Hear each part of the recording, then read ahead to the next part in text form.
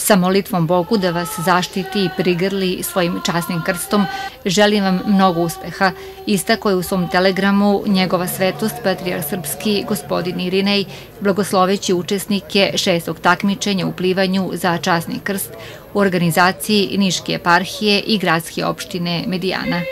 Njegovo prosveštenstvo, episkop niški gospodin Jovan, je nakon čitanja Svetog evanđelja blagoslovio takmičare i podsjetio vernike na značaj ovog velikog praznika kada se u pravoslavnim hramovima nakon svete liturgije osvećuje voda i odnosi u domove.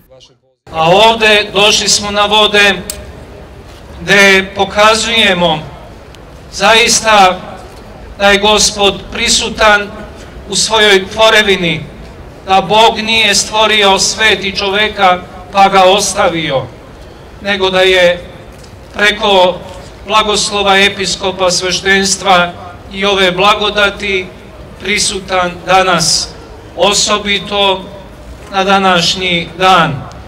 To je velika tajna i velika blagovest i velika nada da mi možemo da kažemo čoveku današnjem da on ima šanse, da je današnji čovek gladan i žedan istine i pravde Božije i prisustva i utehe Božije.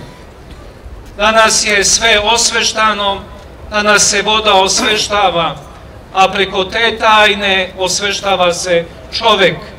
Ulazi blagoslov u nas, ovaj grad i ovu zemlju. I ova godina bi morala da bude godina dobrote, godina svakog pojedinca kao žrtve da priloži svoju dobrotu onoj opštoj stvari, ono što jeste najvažnije i što traje vekovima, a jeste dobročinstvo, jeste darodavstvo, jeste briga ne samo o sebi kao svesnom biću, nego briga za onog koji nije u stanju da brine o sebi. Da budemo narod zajedništva i narod saborništva.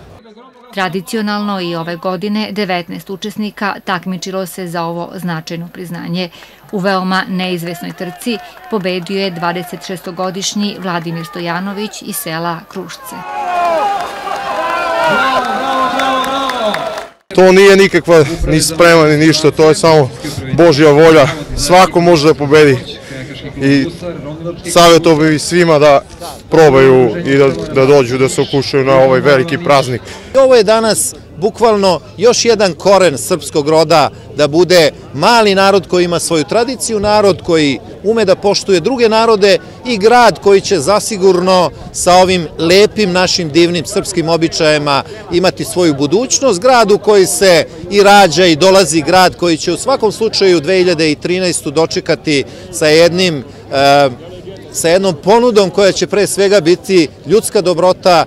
Gradska opština Medijana za pobednika je, kao i ranije godina, obezbedila zlatni lanac sa priveskom i novčanu nagradu od 30.000 dinara.